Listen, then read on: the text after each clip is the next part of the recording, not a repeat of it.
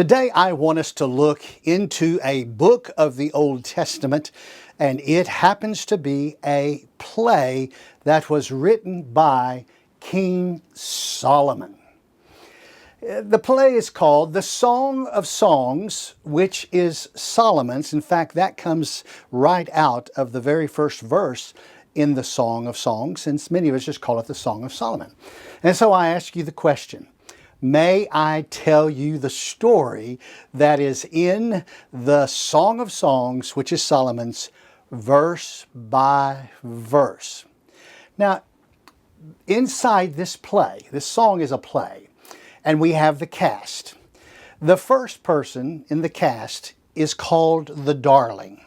She is madly in love, madly in love with her beloved. But her beloved they've been engaged, and her beloved has gone out and left to go prepare a place for her and to gather everything that needs to be. And she has been left in her home or in her town to wait for him to come and retrieve her, to take her to be with him and for them to be married. But the problem is in that town there is the king, King Solomon. And King Solomon has spied and looked upon the darling, the woman, the darling, and he wants this darling to be one of his wives. And he wants to add her to the king's harem, who are also called, in a Hebraism, the daughters of Jerusalem. And so these are all, plus many more, the wives and concubines of King Solomon.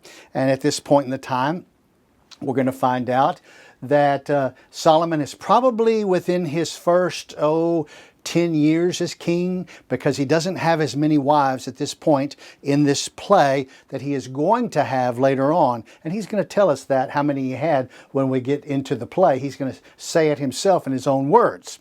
And of course, the last set of characters is the brothers of the darling who's in love with her beloved, who is being captured and enticed by King Solomon. And also the daughters of Jerusalem are trying to help the darling to give herself in marriage to King Solomon. She's got her brothers. And her brothers are really a pain in her neck. They have situated themselves in such a way that the darling, their sister, realizes that she's on the hook for what these brothers are doing, and she's going to have to bail them out. Well, the setting is going to be in the king's castle, and she is there for the whole time. And the scene moves through daydreams of hers, into different places where she longs to be, but she's looking out a window and she is dreaming about her beloved that she dearly loves and she's betrothed to. But inside that room, of course, there is the king and the harem that are coming and going, trying to change her mind. And so the first chapter, verse 1 of the Song of Songs, which is Solomon, we hear these words. Solomon had written, as I have mentioned before in other classes, 1,005 songs, which were plays, but this was the best of the best. And this is why it's called the Song of Songs. It's the best of the best. It's a way of Hebrew saying it is the best, which is Solomon's. This is his psalm that he wrote that has survived through time. Now, chapter 1. We are in the harem chamber of the king, and he attempts to lure the darling to accept his offer of marriage. And the harem are in the room with her. And in her daydreams, the darling speaks, but she's going to get up off that bed and she's going to go look outside the window. And so the darling speaks. May he kiss me with the kisses of his mouth. For your love is better than wine, the king says. Your oils have a pleasing fragrance. Your name is like purified oil. Therefore, the maidens love you. The darling replies, draw me after you and let us run together. The king has brought me into his chamber. The harem say, we will rejoice in you and be glad. We will extol your love more than wine. And the king says, rightly do they love you. But the darling says, I am black but lovely. O daughters of Jerusalem, like the tents of Kedar, like the curtains of Solomon, do not stare at me because I am swarthy, for the sun has sunburned me. She also goes on to talk about her brothers when she says, my mother's sons were angry with me. They made me caretaker of the vineyards, but I have not taken care of my own vineyard. She goes on to say, tell me, O you whom my soul loves, where do you pasture your flock? Where do you make it lie down at noon? For why should I be like one who veils herself beside the flocks of your companions? The harem say to her, if you yourself do not know, most beautiful among women, go forth on the trail of the flock and pasture your young goats by the tents of the shepherds. The king says to her, to me, my darling, you are like my mare among the chariots of Pharaoh. Your cheeks are lovely with ornaments, your neck with strings of beads. And the harem says, we will make for you ornaments of gold with beads of silver. The darling, looking out the window, says, while the king was at his table, my perfume gave forth its fragrance. My beloved is to me a pouch of myrrh which lies all night between my breasts. My beloved is to me a cluster of henna blossoms in the vineyards of En-gedi. The beloved says to her, how beautiful you are, my darling. How beautiful you are. Your eyes are like doves.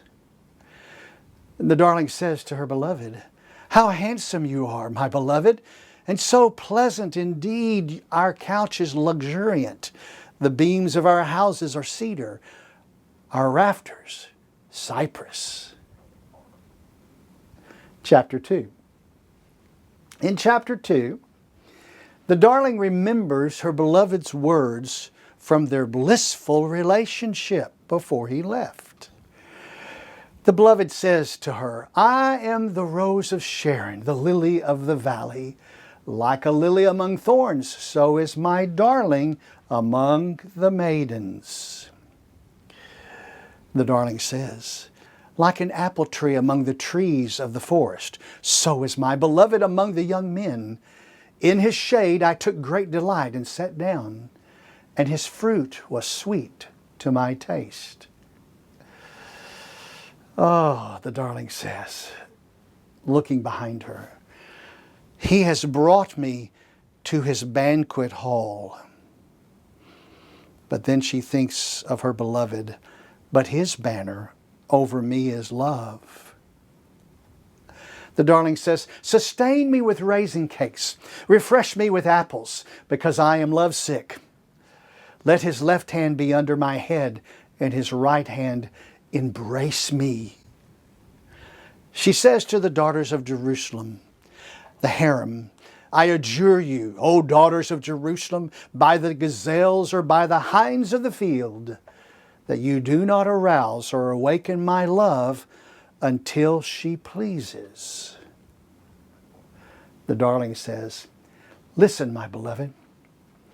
Behold, he is coming, climbing on the mountains, leaping on the hills. My beloved is like a gazelle or a young stag. Behold, he is standing behind our wall. He is looking through the window. He is peering through the lattice. My beloved responds and says to me, Arise, my darling, my beautiful one, and come along. For behold, the winter is past, the rain is over and gone, the flowers have already appeared in the land, the time has arrived for pruning the vines, and the voice of the turtle dove has been heard in our land. He continues to say, the fig tree has ripened its figs, and the vines in blossom have given forth their fragrance. Arise, my darling, my beautiful one, and come along.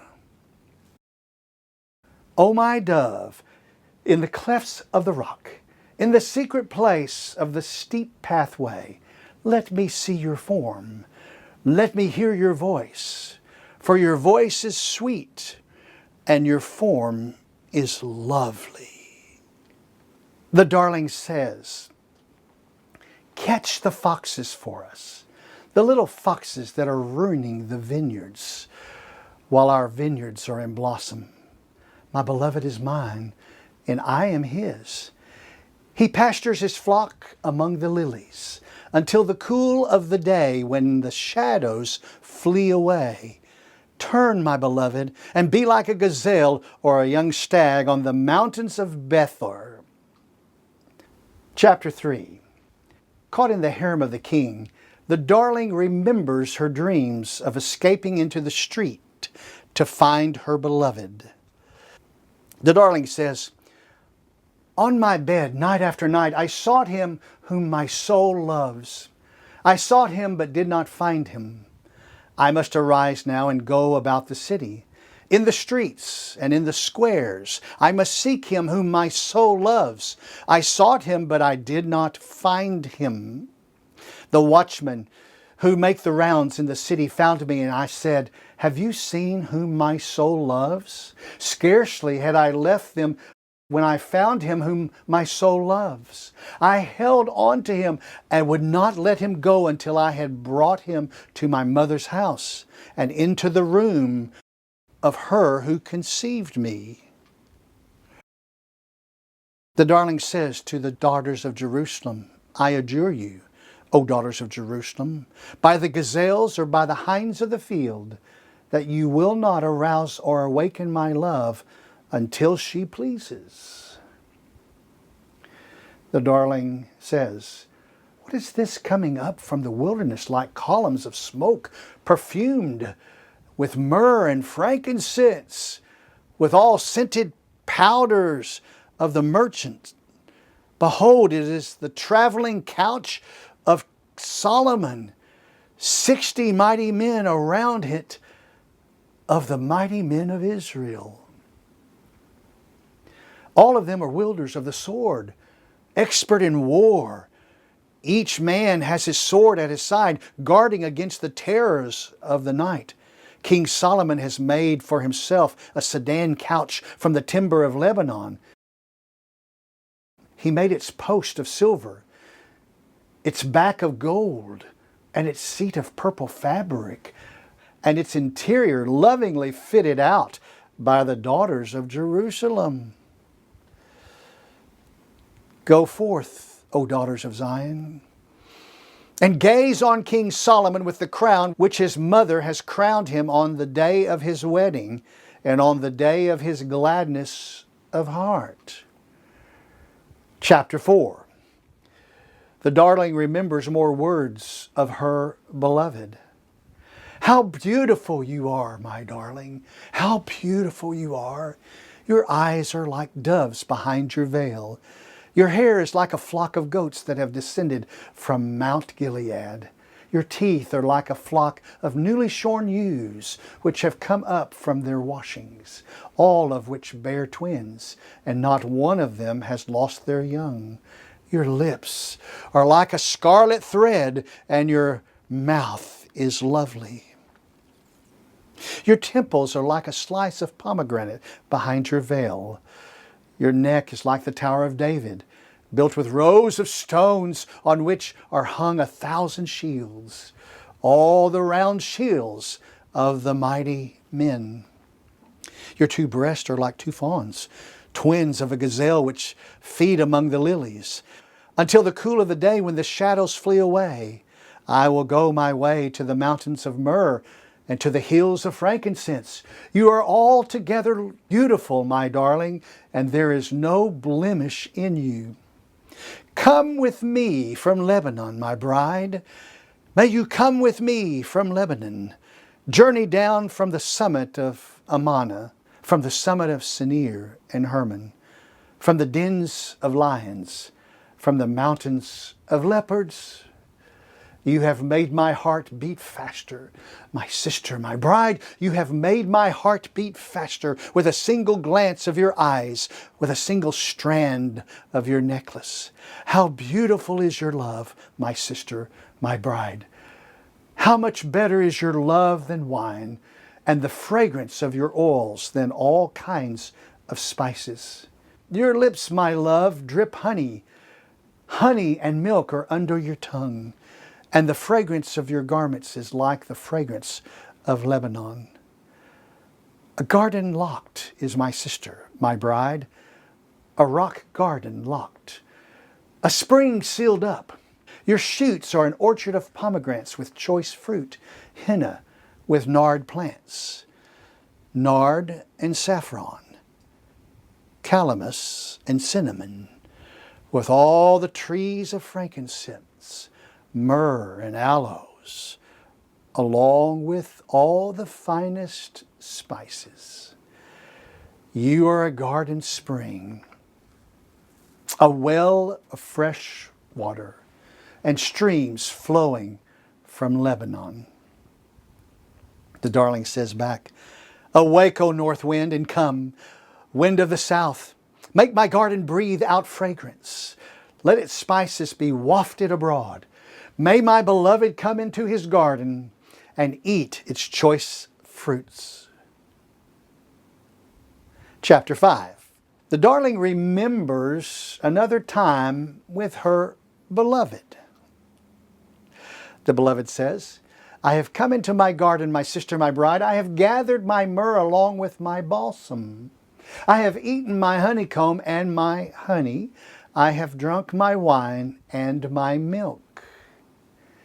The harem says, eat, friends, drink and imbibe deeply, O lovers.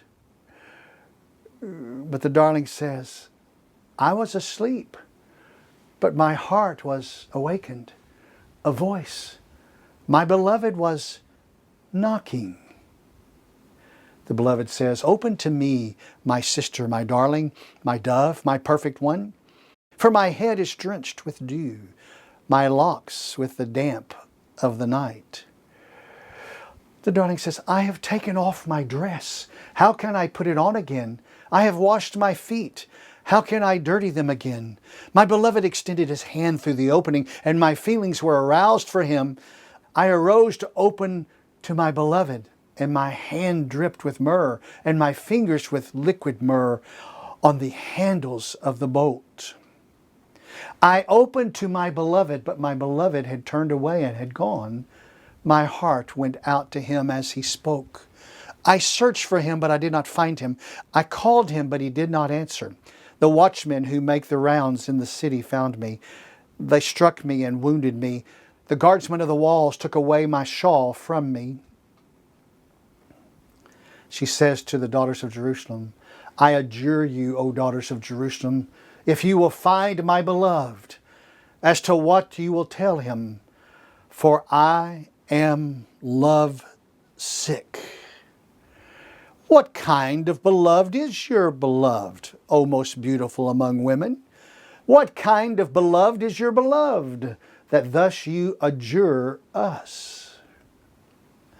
The darling says, my beloved is dazzling and ruddy, outstanding among the 10,000. His head is like gold, pure gold. His locks are like clusters of dates, and black as raven. His eyes are like doves beside streams of water, bathed in milk and reposed in their setting. His cheeks are like a bead of balsam, blanks of sweet scented herbs. His lips are lilies dripping with liquid myrrh. His hands are rods of gold set with beryl. His abdomen is carved ivory inlaid with sapphires. His legs are pillars of alabaster set on pedestals of pure gold. His appearance is like Lebanon choice as the cedars. His mouth is full of sweetness, and he is wholly desirable. This is my beloved, and this is my friend, O daughters of Jerusalem. Chapter 6. The king unsuccessfully attempts to lure the darling to become one of his wives. The harem starts it. Where has your beloved gone, O most beautiful among women? Where has your beloved turned, that we may seek him with you? My beloved has gone down to his garden, to the beds of balsam, to pasture his flock in the gardens and gather lilies. I am my beloved's, and my beloved is mine, he who pastures his flock among the lilies. The king says, you are as beautiful as Tisra, my darling, as lovely as Jerusalem, as awesome as an army with banners. Turn your eyes away from me, for they have confused me. Your hair is like a flock of goats that have descended from Gilead. Your teeth are like a flock of ewes which have come up from their washing, all of which bear twins, and not one among them has lost their young. Your temples are like a slice of pomegranates behind your veil. There are 60 queens and 80 concubines and maidens without number. But my dove, my perfect one, is unique. She is her mother's only daughter. She is the pure child of the one who bore her. The harem says, the maidens saw her and called her blessed. The queens and the concubines also. And they praised her, saying, who is this that grows like the dawn, as beautiful as the full moon, as pure as the sun, as awesome as an army with banners? The king says, I went down to the orchard of nut trees to see the blossoms of the valley, to see whether the vine had budded or the pomegranates had bloomed. Before I was aware, my soul set me over the chariots of my noble people.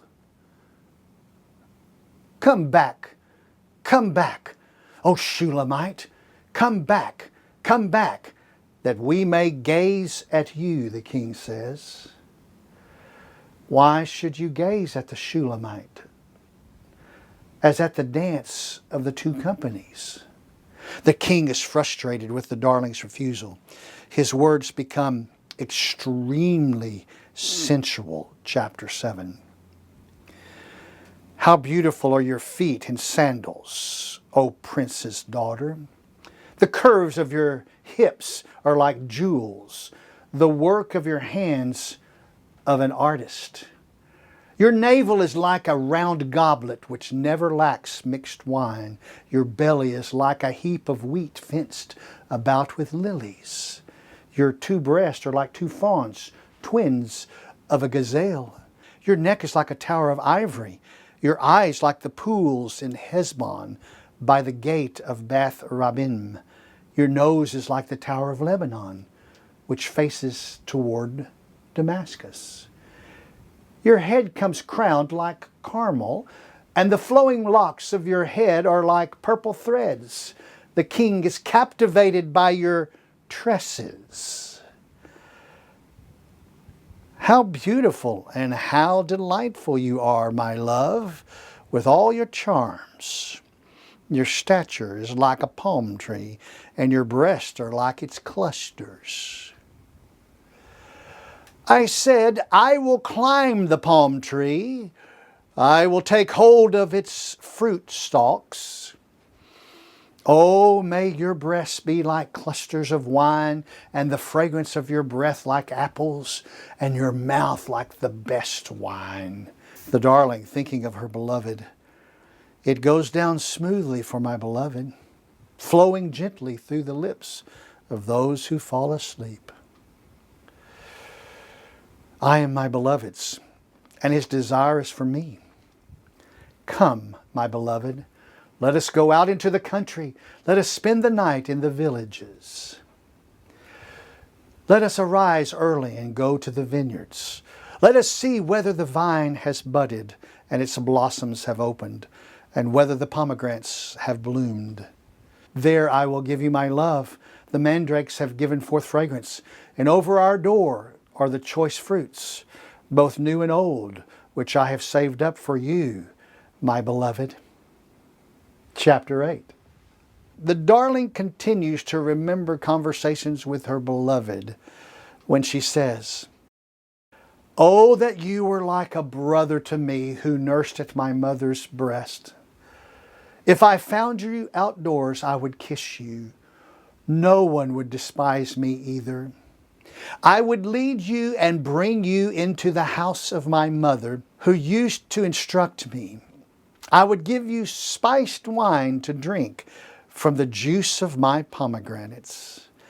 Let his left hand be under my head and his right hand embrace me. I want you to swear, O daughters of Jerusalem, do not arouse or awaken my love until she pleases."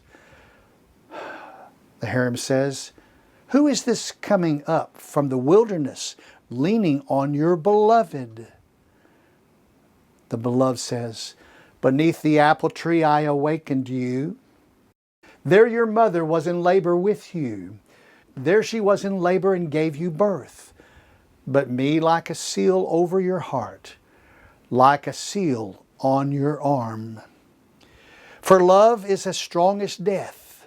Jealousy is as severe as Sheol. Its flashes are flashes of fire, the very flame of the Lord. Many waters cannot quench love, nor will rivers overflow it. If a man were to give all the riches of his house for love, it would be utterly despised." Now, the darling's brothers arrive to help entice the darling to accept the king's advances, because they do not have the money to pay Solomon. They had left the darling in charge of their fields. "We have a little sister, and she has no breast.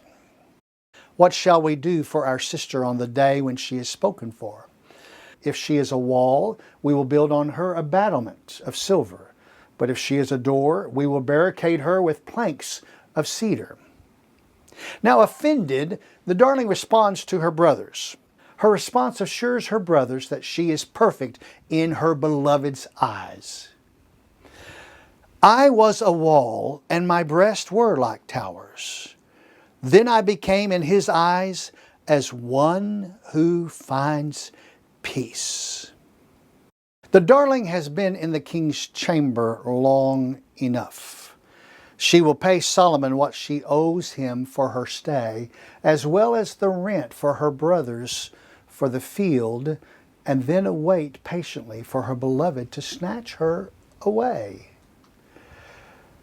The darling says in verse 11, "Solomon had a vineyard at Baal Hamon.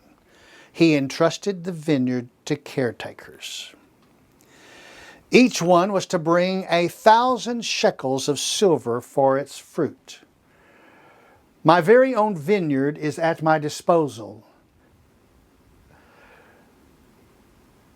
The 1,000 shekels are for you, Solomon, and 200 are for those who take care of its fruit.